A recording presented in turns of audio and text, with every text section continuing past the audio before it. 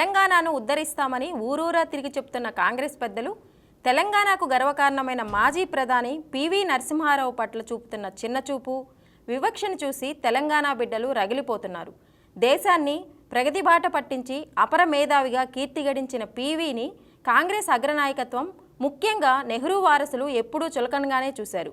చివరకు ఆయన మరణించిన తర్వాత భౌతిక కాయాన్ని కూడా చూడడానికి రాలేదంటే వారికి పివి పట్ల ఉన్న అభిప్రాయం ఎలాంటిదో అర్థం చేసుకోవచ్చు.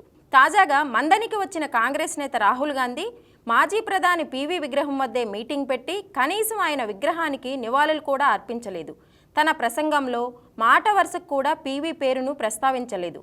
దేశంలో 90వ దశకంలో ప్రాంతీయ పార్టీలతో పాటు బీజేపీ వంటి పార్టీలు కూడా బలం పుంజుకోవడంతో కాంగ్రెస్ చావు అంచెల్లో నిలబడింది. పార్టీని ముందుకు నడిపించే నాయకుడు కరువైన ఆ సమయంలో పివి ముందుకొచ్చి తన మేధాశక్తి రాజకీయ చతురతతో కాంగ్రెస్కు మళ్ళీ జనసత్వాలు తెచ్చారు. 5 ఏళ్ల పాటు మైనారిటీ ప్రభుత్వాన్ని నడిపించారు. ఆయన హయాంలో దాదాపు పెద్ద స్థాయి కాంగ్రెస్ నేతలంతా పదవులు అనుభవించారు.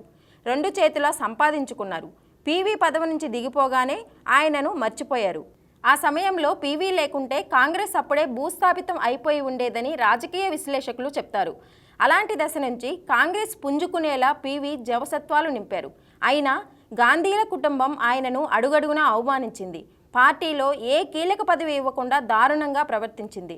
చివరకు పివి మరణించిన సమయంలో కూడా ఆయన పట్ల కాంగ్రెస్ మర్యాదగా ప్రవర్తించలేదు. ప్రధానమంత్రుల సమాధులన్నీ ఢిల్లీలోనే ఉన్నాయి. కానీ అక్కడ పివి స్మారకాన్ని కట్టించేందుకు కాంగ్రెస్ ముందుకు రాలేదు. పివి అంత్యక్రియలు కూడా సరిగా నిర్వహించకుండా అవమానించారు. పివి శవం సగం కాలక ముందే అందరూ అక్కడి నుంచి వెళ్ళిపోతే చితి ఆరిపోయిన ఫోటోలు నాడు ప్రతి తెలంగాణ బిడ్డను ఆవేదనకు గురిచేశాయి.